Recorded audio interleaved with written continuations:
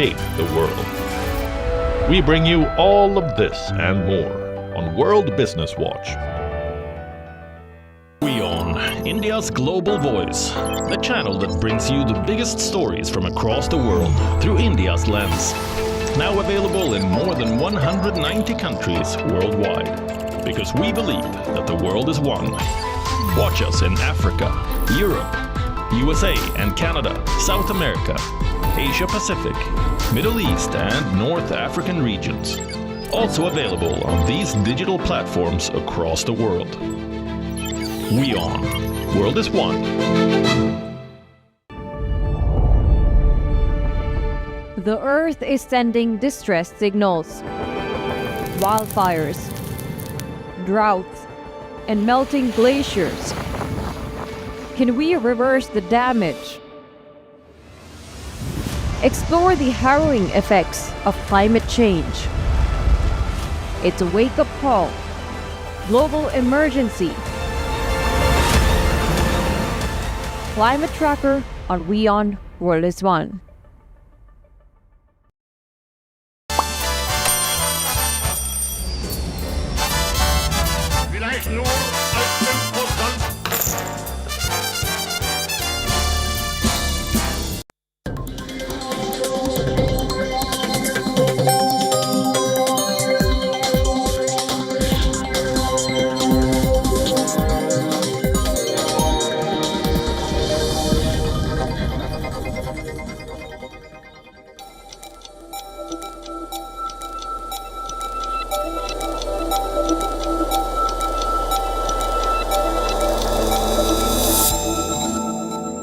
Hello and a very warm welcome. You're watching Gravitas with me, Raisha Sehgal.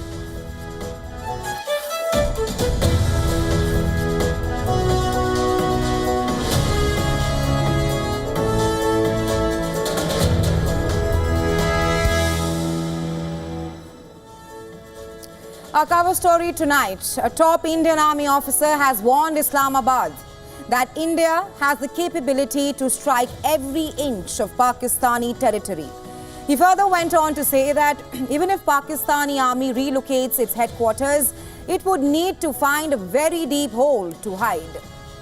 Also on the show tonight, we will get you a ground report from the line of control where the Indian Armed Forces delivered a befitting response to Pakistan. And finally, can Trump really broker a deal between Russia and Ukraine after the US president held a 2-hour-long phone call with his Russian counterpart in a bid to end the bloodbath in Trump's words? All that and a lot more lined up on the show tonight. Let's get you started. तुम्हारी अगली 10 प्रश्न भी नहीं लेके जा सकती।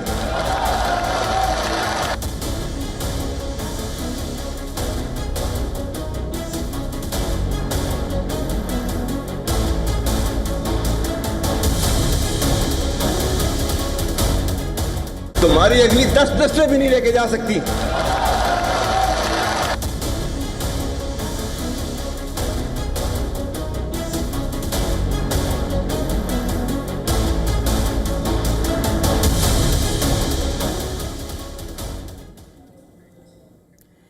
Pakistan stands at a dangerous crossroads once again.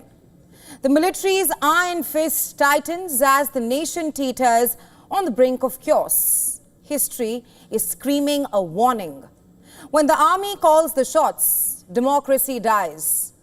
Democracy has always been consumed by dictatorship.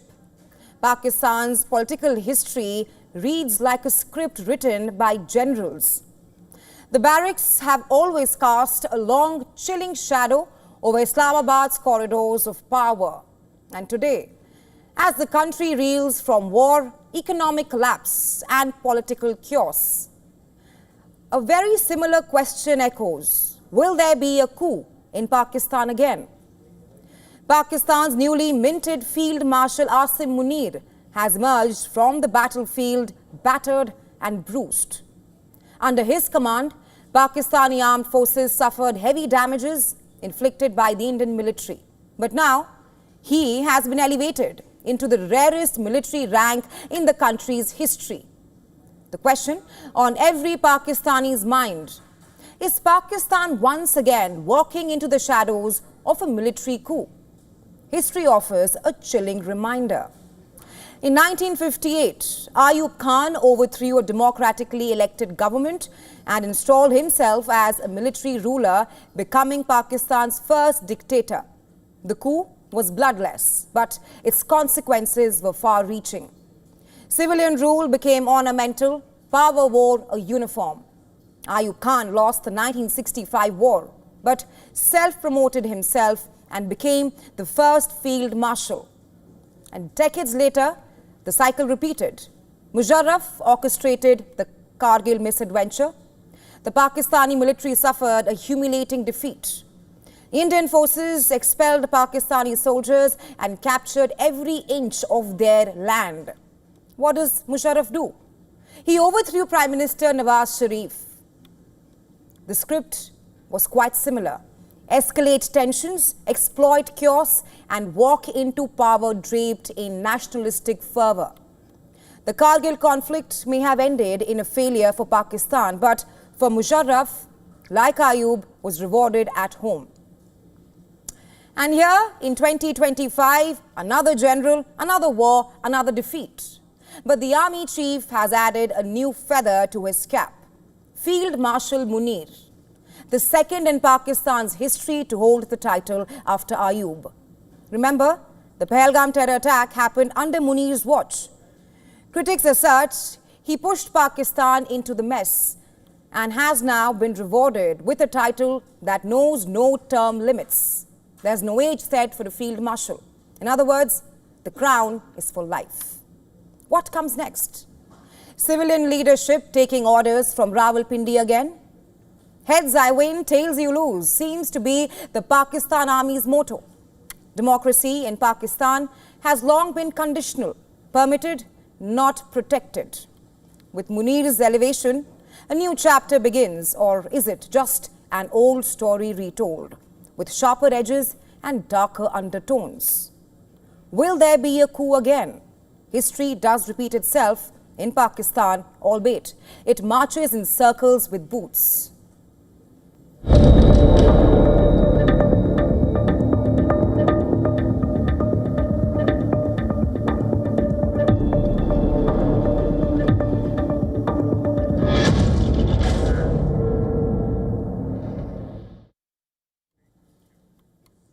A travel vlogger, social media fame, and an expelled official from the Pakistan High Commission in New Delhi. All of it is now under the scanner in the ongoing probe into the Pakistan spy network that has been busted by India. Last night, we told you about the arrest of Jyoti Malhotra, the travel vlogger arrested for allegedly spying for Pakistan. And today, one of her videos shot at the Pakistan High Commission is at the center of the storm. The reason? It features a Pakistan official named Danish, now identified as the Pakistani diplomat expelled by India earlier this month. For, and I'm quoting here, indulging in activities not in keeping with his official status. So who is Danish? Reports say his name is Ehsan-ur-Rahim, and that he was a staffer at the Pakistan High Commission. On May 13th, he was reportedly declared persona non grata by India and ordered to leave the country within 24 hours. The Minister of External Affairs released a brief but pointed statement on the matter without divulging specific details of his alleged misconduct. It is now emerging through multiple reports that Danish may have been more than just a diplomat. As for the video in question, it was uploaded on March 30th last year. In the video, Jyoti Malhotra, the woman at the center of the spy network, is seen attending an iftar party at the Pakistani High Commission. She is seen greeting Danish warmly. She talks to other guests and is later introduced to Danish's wife, all of which suggests a long-standing friendliness between the two. From her own narration, this was not her first visit, in fact, fourth time at the Pakistan High Commission. She tells Danish and his wife, "You should come and experience hospitality in our village. It's very same." For the record, she's referring to Hisar, Haryana. She also asks multiple officials, including some from China, for visas. All of this is on camera perhaps in her vlogging style. What's notable here is how several characters now surfacing in this investigation seem to be revolving around Danish. According to some reports, Danish not only helped Jyoti Malhotra with her visa extension, he also arranged her a homestay. And now, here's the key issue. Danish, it seems, also reportedly introduced Jyoti to two other suspected handlers, Shakir and Rana Shehbaz. We know this, that Jyoti Malhotra was in regular contact with Pakistani intelligence operatives. She reportedly communicated with them using WhatsApp, Telegram and Snapchat, all platforms known for encrypted messaging. The police have told reporters that she has confessed to her role and the fact that her travel history includes 4 visits to Pakistan. Her first was in 2023, reportedly arranged through Pakistani High Commission agents. Her second one was just 2 months ago. According to Hisar SP Shashank Kumar Sawan, Jyoti has admitted to being in contact with the said Pakistani officer stationed at the Pakistan High Commission in New Delhi. And that's during the 4-day conflict between India and Pakistan. And the FIR lodged in the case on May 16 says that it was Danish's aide, Ali Ehwan, who arranged her stay in Pakistan about 2 years ago. Reports say that in custody, Jyoti has admitted that Danish's associate Ali Ehwan arranged her meeting with Pakistani security and intelligence officials. She has also reportedly admitted to meeting Shakir and Rana Shehbaz.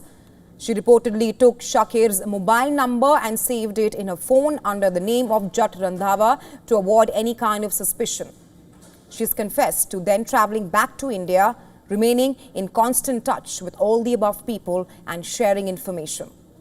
It's important to clarify here that the investigation is still ongoing, but several aspects are now under scrutiny. Her repeated visits to Pakistan, the warmth and access she appeared to have within the High Commission, her interaction with Danish, now linked to a potential intelligence leak in Punjab, and whether content promoting Pakistan was a part of a broader narrative directed by handlers. Each of these threads, all of this, is now being examined. None of it at this point amounts to a definitive charge, but it has placed Malhotra and those connected to her under the scanner. The charges are serious, and while the arrest and expulsions have certainly raised eyebrows, the coming day will likely reveal more. As far as things go, at the center of it all is Danish. He may rather turn out to be a key figure in what is increasingly looking like a complex spy network.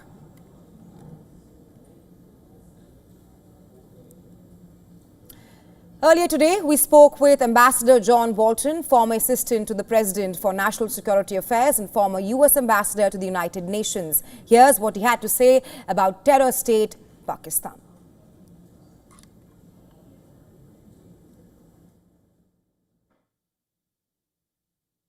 Well, I think after the terrorist attack in Kashmir, India certainly had a right to exercise its capacity for self-defense and did so by striking the camps from which it believed the terrorist attacks emanated. And in that sense, it was very similar to what happened in 2019 when I was National Security Advisor. From that point, the situation escalated, and there was certainly legitimate reason for India to think that Pakistan was not only not controlling the problem of terrorism on its own territory, but was in effect defending the terrorist act itself. I'm glad certainly that it didn't escalate any further, but the right of self-defense means exactly what it says, and countries that don't understand that, I think, act at their peril.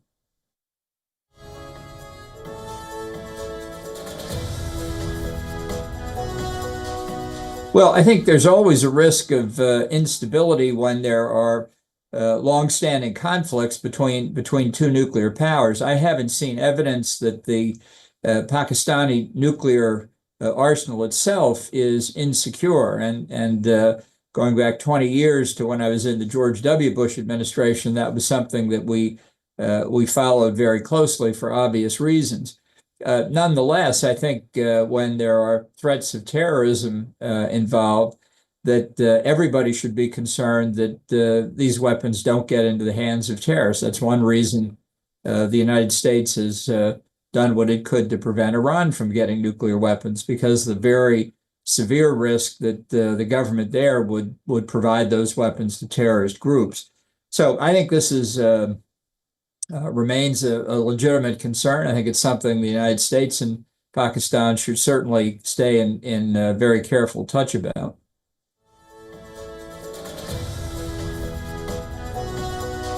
Well, I think Trump likes to take credit for a lot of things, whether he deserves the credit or not. I think the calls that he made, Vice President Vance made, Secretary Rubio made, were hopefully helpful in de-escalating the confrontation. It's pretty clear to me that the decisive step was the call from the chief of the Pakistani military to his Indian counterpart that indicated that Pakistan wanted to get off the escalation ladder. But that's how Trump does things, and it's not particularly aimed at India or anybody else. He just loves to take credit for things. Let's now tell you what else is lined up for you on the show tonight. Days after threatening to block Israel airport, Yemen's Iran-backed Houthis have now imposed a maritime blockade on Israel's Haifa port. We will also tell you how China is training artificial intelligence to invade Taiwan.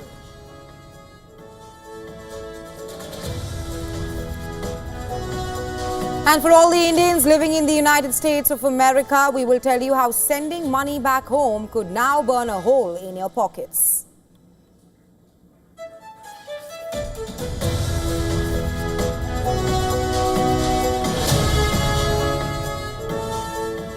After 2 months, aid is finally trickling into Gaza. Israel has allowed a mere 9 aid trucks into Gaza. The UN calls it a drop in the ocean for the 2.1 million Palestinians facing starvation. This has now triggered a sharp response from the United Kingdom. London has paused trade talks with Israel and has also slapped sanctions West Bank settlers. Israel has refused to budge and said external pressure will not divert it. This comes at a time when about 60 people have died in Gaza in the fresh strikes launched by Israel. Tel Aviv has now asked Palestinians in the southern city of Khan Yunis to flee as it increases the intensity of its bombings. Our next report telling you more.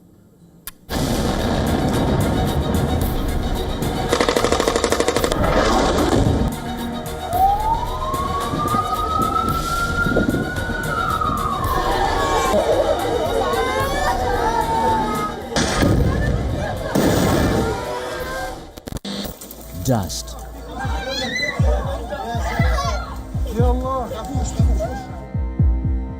Destruction.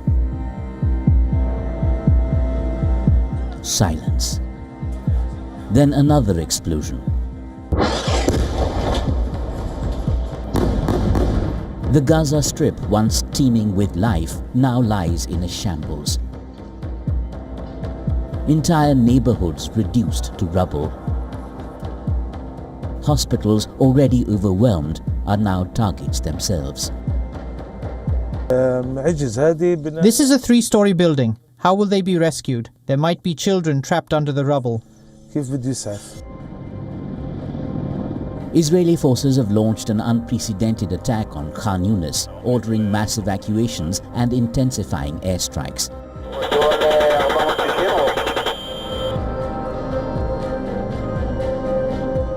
Prime Minister Benjamin Netanyahu says he would take full control of Gaza, aiming for a complete victory over Hamas.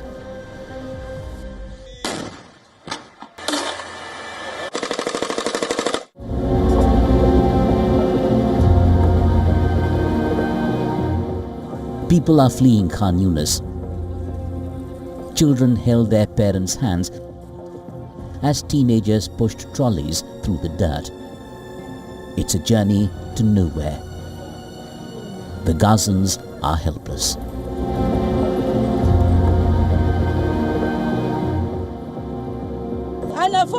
I was displaced more than 12 times, once to Rafah, once to Al-Aqsa University, once to Ramida, once to Quza'a, and once again to Al-Aqsa University. What happened? Stop this war. I swear there is no need for it. Shame on them. Where are the Arab countries? Where is the world? They don't see us? The worries we are in are enough. We are a family of wounded and martyrs. May God take revenge on them. The humanitarian crisis is dire. An 11-week blockade has left more than 2 million people on the brink of starvation. 22 countries, including Australia, Britain, France and Germany, are now demanding that Israel immediately allow full resumption of aid into Gaza. Let me separately address the question of Gaza, because it is a really serious, unacceptable, intolerable situation, and that's why we are working intensely to coordinate with other leaders how we respond to this, because it is intolerable, it is unacceptable, and we will continue to work in that way. As the world watches, the people of Gaza endure unimaginable suffering.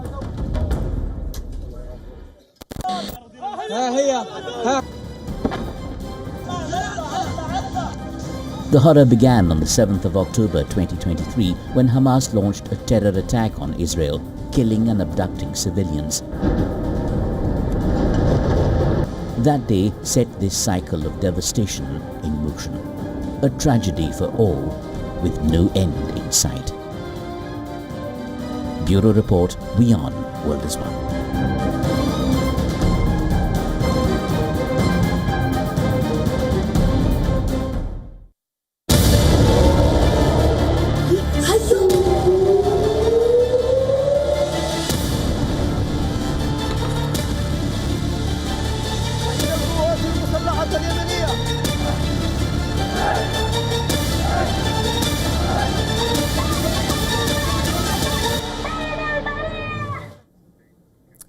Days after threatening to block Israel airport, Yemen's Iran-backed Houthis have now taken the war to the waters by imposing a maritime blockade on Israel's Haifa port.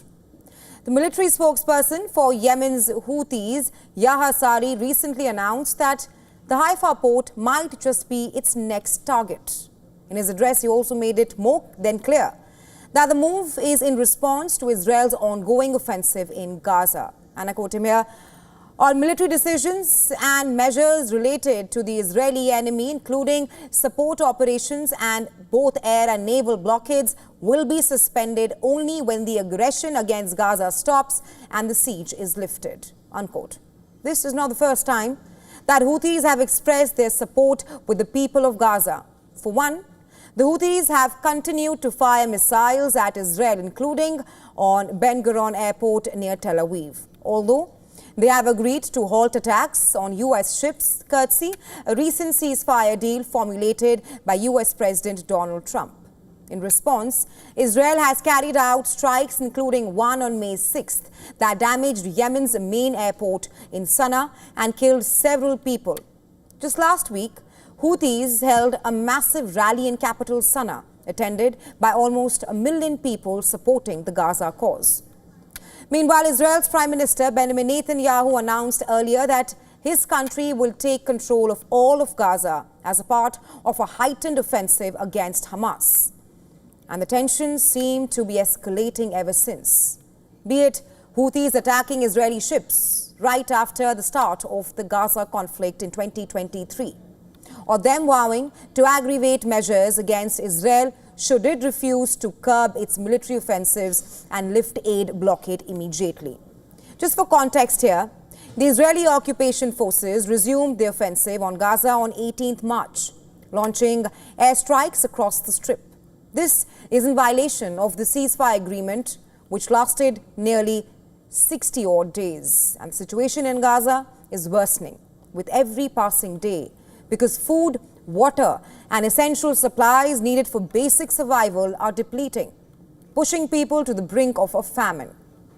Simultaneously, Israel is intensifying its attacks against Houthis. Just last week, Israel threatened to target Houthi leaders after Israeli fighter jets struck 2 Houthi-held ports. Israel's defense minister, Israel Katz, warned Houthi leaders that if missile attack continues, they face the same fate as Hamas leaders slain by Israel in Gaza.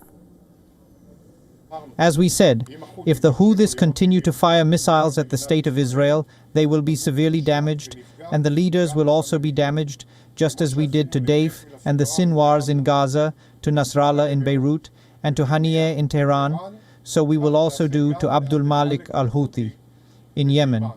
We will continue to defend ourselves with our own strength against any enemy. And where things stand currently, there seems to be no backing down from both the sides. And now this maritime blockade adds to the threats of disrupting global shipping passing through the Red Sea. It serves as trump card for the Houthis to build and sustain international pressure on Israel to back off or face dire consequences.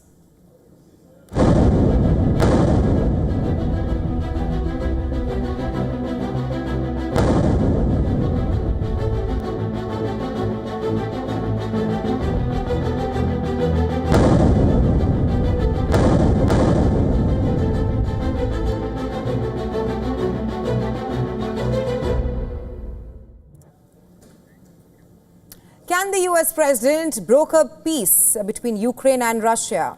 I ask this because Trump has been urging an immediate halt to the war in Ukraine, but his Monday call with Russian President Vladimir Putin led to anything but that.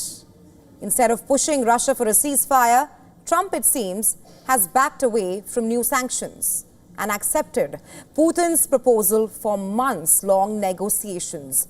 A move that has alarmed Ukraine and frustrated European allies. According to reports, Putin proposed that both the sides should draft a memorandum of peace terms before agreeing to stop fighting, delaying any potential truce. Kremlin spokesperson Dmitry Peskov has said that there is no time frame and can be none since the drafts will take time. Ukraine's President Volodymyr Zelensky hit back and warned that Russia is just buying time to regroup. The reactions are not surprising. This was Trump's third call with Putin. That's since taking office. And according to experts, a clear pattern is emerging. The US demands peace, Putin counters, and Trump steps back. Critics are now saying that Putin is just offering Trump an outcome, talks without concessions, and Trump is clearly taking it.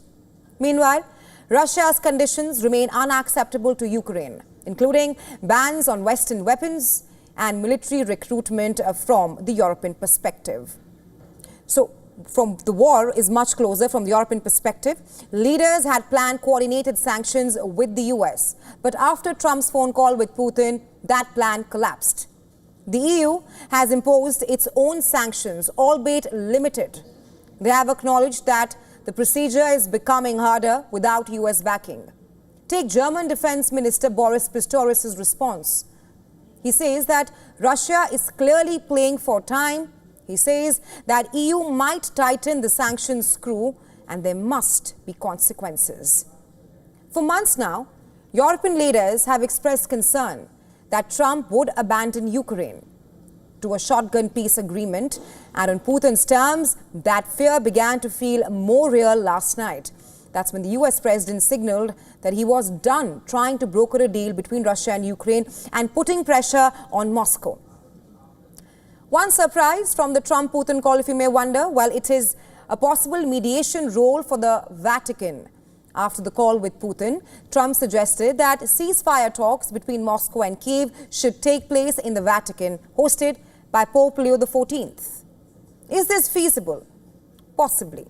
But if it happens, it would be a high-profile and potentially risky first act of international diplomacy, for the American-born Pope especially. U.S. Secretary of State Marco Rubio, who met the Pope on Monday along with Vice President J.D. Vance, said on Saturday that the Vatican was a place that both the sides would be comfortable going, though he downplayed the idea that the Pope would be a broker in Ukraine peace procedure. Last week, Pope Leo XIV vowed to make every effort to help end the war in Ukraine and conflicts elsewhere in the world. The Vatican has previously offered to help facilitate talks under Pope Francis, but no peace talks took place for 3 years prior to talks on Friday in Istanbul between Russia and Ukraine that ended without a major breakthrough. Meanwhile, from Moscow, the message was clear. Trump is warming up to Russia. Kremlin aides say that the US president spoke warmly about restoring a World War II-style military brotherhood. Trump stressed on the Russia's key role in the world, and he expressed regret about how far the two countries have drifted apart. Russian officials now describe the situation as two separate negotiation tracks, one between Russia and the US, and the other Ukraine and Europe. Given how many times Trump team has described him as a deal maker who loves peace, can Trump realistically broker a peace deal for Ukraine? That we'll have to wait and watch.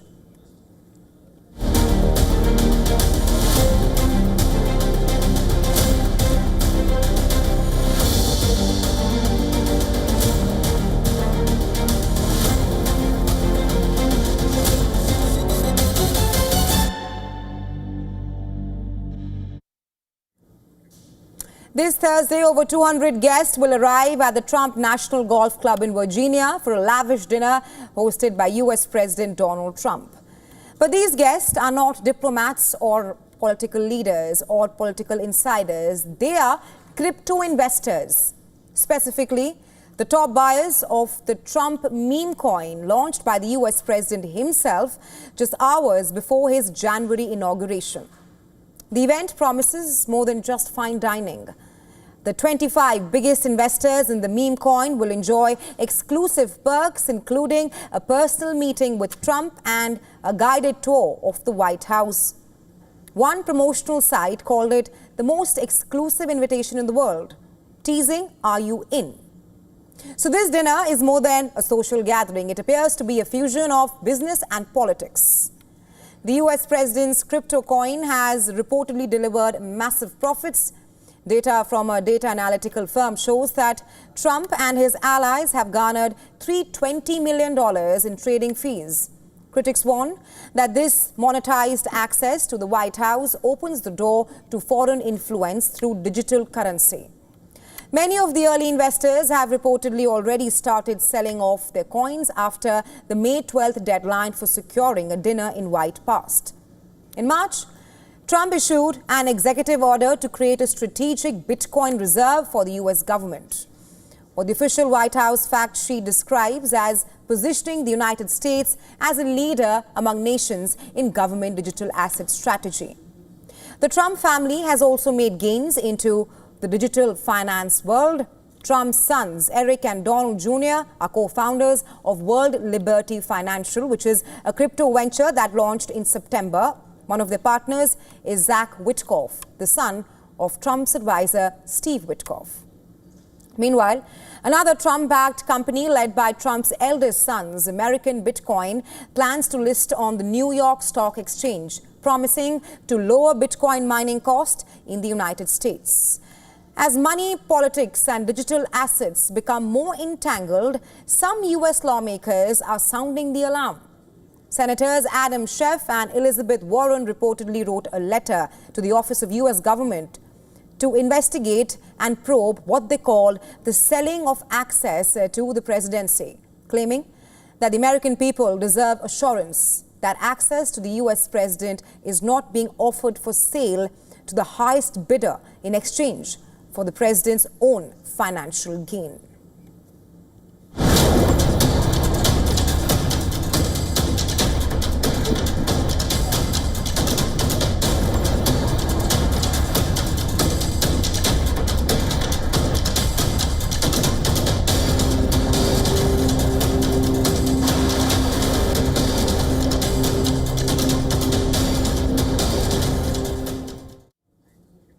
China appears to be building a smarter battlefield, one powered not just by soldiers and machines, but by artificial intelligence. And at the center of this technological transformation is one clear goal: preparing for a future war with Taiwan. At a recent military technology expo held in Beijing, Chinese defense firms showcased a range of AI systems designed to enhance everything from intelligence gathering to combat training. And these tools were not just theoretical, some of them had already been put to use. One startup from Beijing displayed an AI-driven flight training simulator. And the reference map, a region just off the coast of Taiwan. And that's no coincidence. These simulations are reportedly built for military drills around the Taiwan Strait. One of the company representatives behind this has confirmed that the PLA is actively using the system for daily flight training. But that's just one piece of the puzzle. Other firms at the expo showcased AI assistants tailored for battlefield commanders. One that can process real-time data and guide military decisions on the spot, such as one Chinese firm located close to the Taiwan Strait that could offer more than 70 military application scenarios, including combat command and strategy simulation. All of which aligns with Chinese President Xi Jinping's statements made in March, where he directed the PLA to integrate advanced technology and stay battle ready. Meanwhile, Taiwan's president asserted his country's commitment to peace, but was equally clear that illusions will not protect the island, adding that Taiwan must strengthen its defenses even as it seeks dialogue. Taiwan loves peace. Taiwan society believes in the goodness of people. I too am committed to peace because peace is priceless and war has no winners. But when it comes to seeking peace, we cannot have dreams nor illusions. Taiwanese president's comments came on the same day as its military detected at least 6 PLA aircraft and 8 Navy vessels operating close to its borders. So what's happening here is no longer hypothetical. China is not just flexing muscle. It is programming machines for the Taiwan war. US President Donald Trump is rapidly modernizing America's nuclear arsenal. Our next story explains how US has officially begun stocking the powerful new B-6130 nuclear bomb, which will be deployable by both B-2 and future B-21 bombers. Take a look.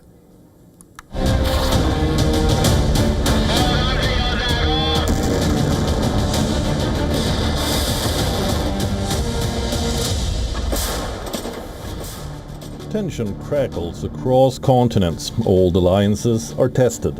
New rivalries sharpen.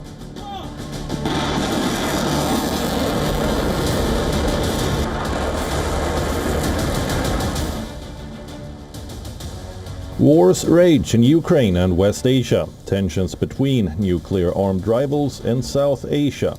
The threat of nuclear conflict, once a distant nightmare.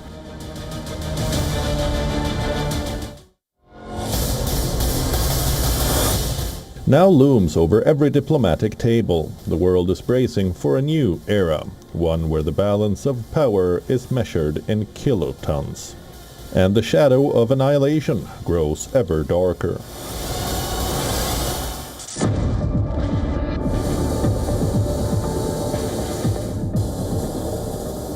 Amid this backdrop of rising hostility, the US has quietly accelerated its nuclear ambitions. This is B-6113, a weapon so powerful, so precise, it could redefine the very concept of deterrence. This is not Cold War nostalgia, this is the future, being forged in secret and at speed. The B-6113 gravity bomb is a major technological leap. It doesn't ride atop a missile, it falls, guided by gravity and advanced targeting, from the belly of stealth bombers like the B-2 Spirit.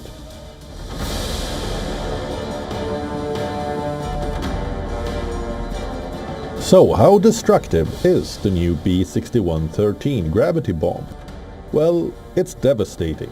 One B-6113 packs 24 times the power of the bomb that obliterated Hiroshima. It has a 360 kiloton yield. It's designed to penetrate the deepest bunkers, command centers and missile silos, turning even the most hardened targets into rubble.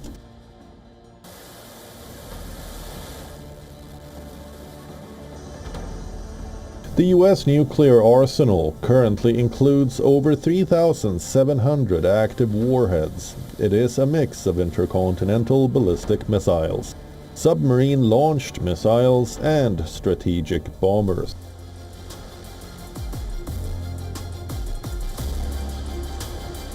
This arsenal is part of the broader nuclear landscape dominated by major world powers. The US, Russia, China, France, UK, India, and Pakistan are among the nations with operational nuclear capabilities. As non-proliferation agreements falter and nuclear powers modernize their stockpiles, the world must now reckon with the reality of a weapon that can reshape the very concept of deterrence and devastation. Bureau Report, WION, World is One.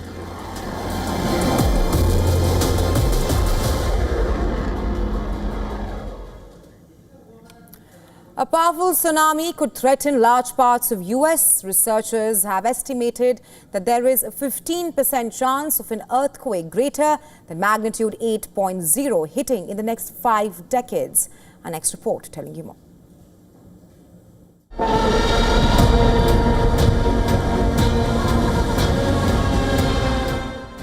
Something stirs beneath the surface. The ocean, vast and ancient, hides secrets that could rewrite the fate of entire nations. Along the rugged coasts of Alaska, the volcanic cliffs of Hawaii, and the bustling cities of America's west coast, a silent threat grows. It is patient, it is relentless. And when it comes, there will be no warning loud enough, no wall high enough.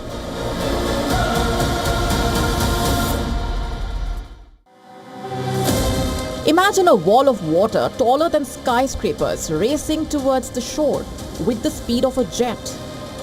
Imagine the roar, the chaos, the desperate scramble for safety. This is not the plot of a disaster movie. It's a scenario experts say could unfold in our lifetime. Fueled by shifting tectonic plates, melting glaciers, and the ever-changing face of our planet. New data, fresh warnings, and uneasy patterns point to something extraordinary and terrifying. The Cascadia subduction zone, stretching from California to British Columbia, is restless. The findings are part of a new study by Virginia Tech researchers published in the Proceedings of the National Academy of Sciences. The west coast of the US, California, Oregon, Washington, now under fresh threat. New warnings from seismologists and disaster specialists highlight the dangerous fault lines and collapsing volcanic cliffs in the Pacific that could trigger a catastrophe. Coastal populations are skyrocketing, preparedness is minimal, and public awareness is dangerously low. This is a ticking time bomb buried beneath the ocean floor. And when it detonates, it could change the map of America forever. Bureau Report, WION, World is One.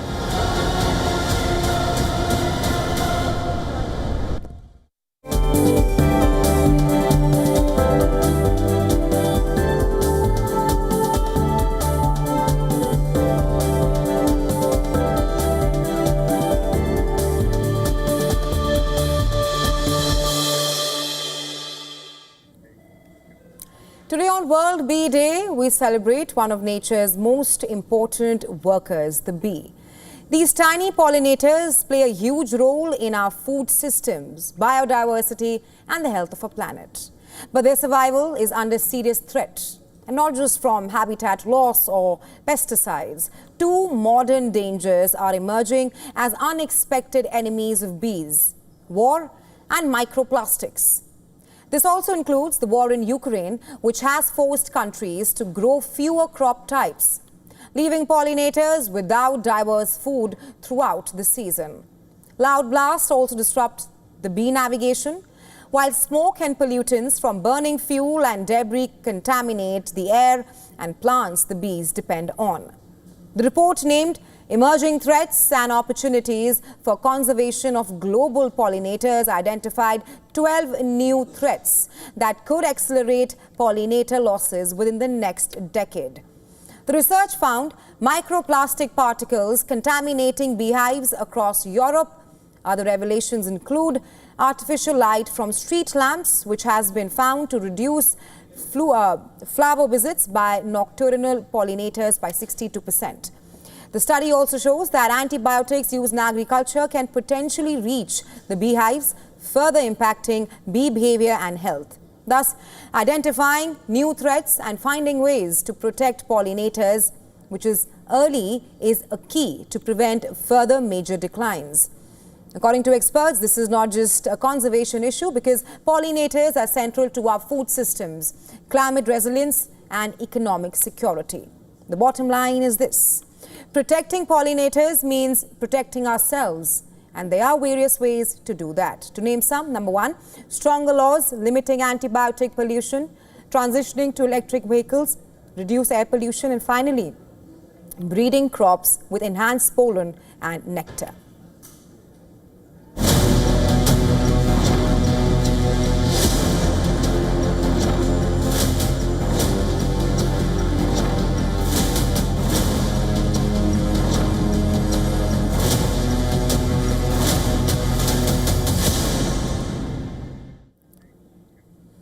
The United States of America has been battered by tornadoes from Kansas to Michigan.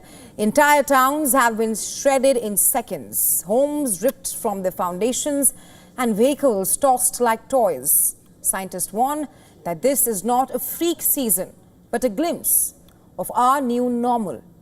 Experts are of the opinion that these tornadoes will become more common and frequent. We say this because in the last 5 days, more than 100 tornadoes have been reported, marking one of the most severe outbreaks of the year. In the latest, a powerful and deadly wave of tornadoes has struck the central United States of America, leaving a trail of destruction. At least 4 tornadoes touched down in Oklahoma, Nebraska. The National Weather Service has issued a moderate risk warning for areas including central and eastern Oklahoma, southeast Kansas, southwest Missouri, and northwest Arkansas. Eyewitness videos show tornadoes churning in the town of Arnett in Oklahoma. At least 10 homes were destroyed and multiple buildings were damaged, including a fire station that was wiped out in Oklahoma. According to officials, severe weather has left 28 people dead and unleashed destruction across central and eastern U.S.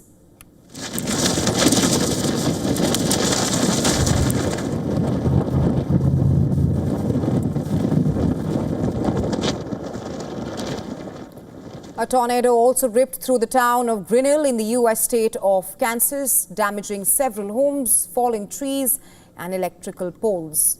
Videos from a passing vehicle showed debris lying on the ground as well as at least one collapsed roof. Residents in Kentucky and Missouri were also left to dig through wreckage and seek temporary housing after tornadoes and severe storms swept through parts of the Midwest and South, leaving dozens of people dead. According to the National Weather Service, flood warnings have been issued for parts of Texas, Oklahoma, Arkansas, and other southern states. Satellite images show various damaged buildings in northern St. Louis. The extent of damage can be assessed by comparing the same areas with satellite file images provided by Maxar Technologies, like you can see on your screens right now. According to the mayor of St. Louis, the powerful storm damaged 5,000 properties, killing at least 5 and injuring 38 others. Before I knew it, the tornado was in my face, and I just seen all black, and it threw me across the room. You know, then my dresser was right by the window, flipped my dresser, my TV's on the side, flipped my TV down. So it was, like I said, it was a scary sight, and it just like, I panicked, but I just okay, I gotta get up out of here. Each year, more than 1,200 tornadoes take place in U.S. and the central and eastern regions of the U.S., which are the hotspots for Earth's most damaging and frequent tornadoes. U.S. has a high frequency of tornadoes due to a combination of geographic conditions and also warmer weather patterns.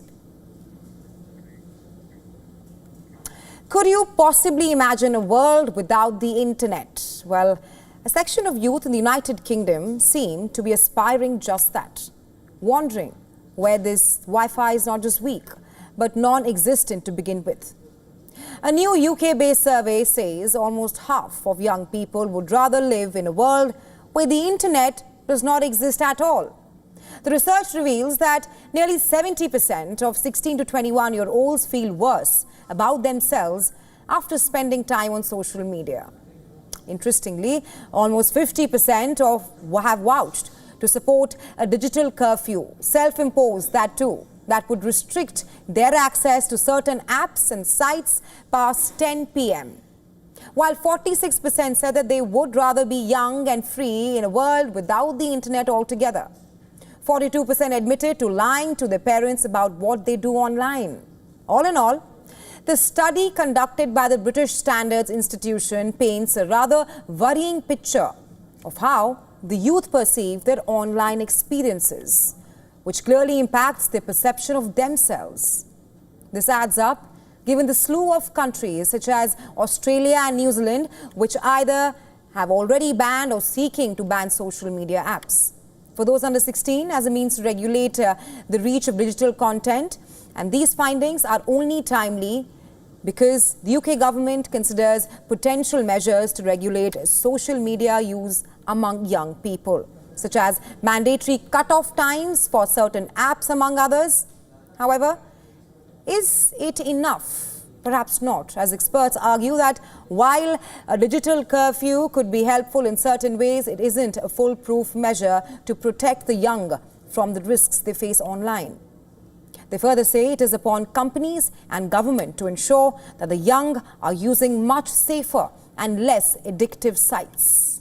The online world and the hyper-connectivity most of the current generation thrives on comes with its own long-term effects. And while the law of disconnection or detachment is real, realistic steps such as limited screen time and measured and selective use can be the way forward. All right, we now slip into a very short break, but leaving you with Gravitas Worldview. Thanks very much for staying with us. You are watching WION World this one.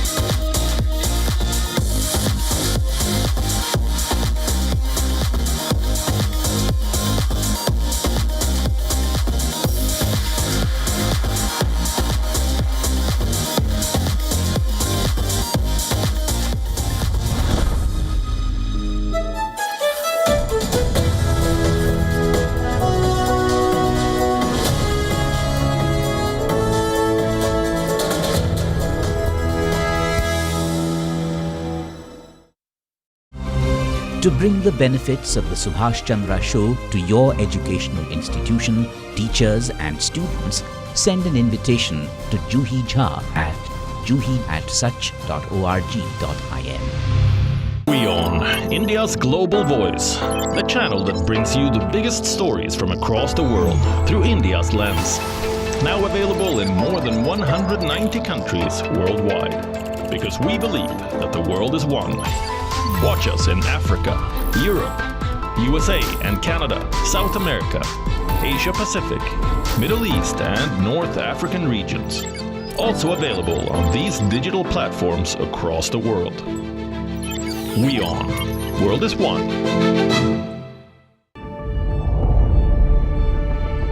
The Earth is sending distress signals. Wildfires, droughts, and melting glaciers. Can we reverse the damage? Explore the harrowing effects of climate change. It's a wake-up call. Global emergency. Climate Tracker on WION World is One.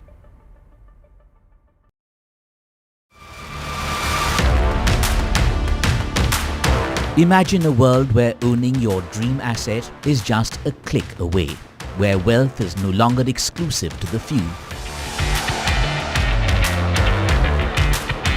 Tokenization, the game changer, transforming assets into digital opportunities.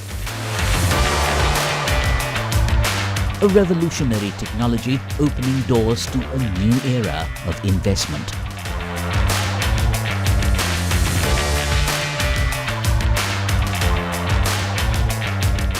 Don't miss Token Money Magnet, a bold initiative by Cult Foundation.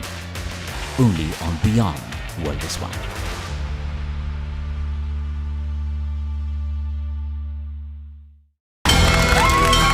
From the bustling trading floors of Wall Street to the vibrant exchanges of Asian stock markets, WION breaks it down for you to make sense of what's happening.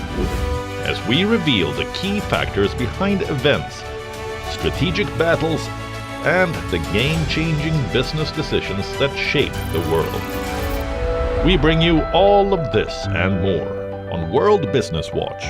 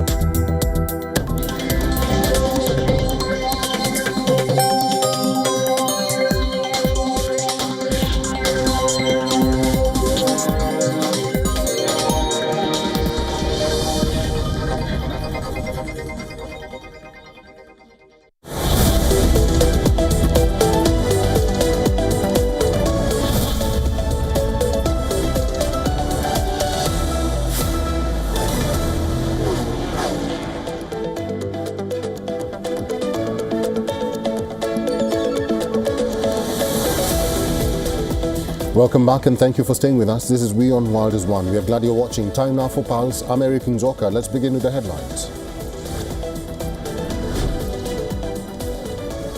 Israel says external pressure will not change its course. This after Britain paused free trade talks over the war in Gaza and leveled new sanctions on settlers in the occupied West Bank.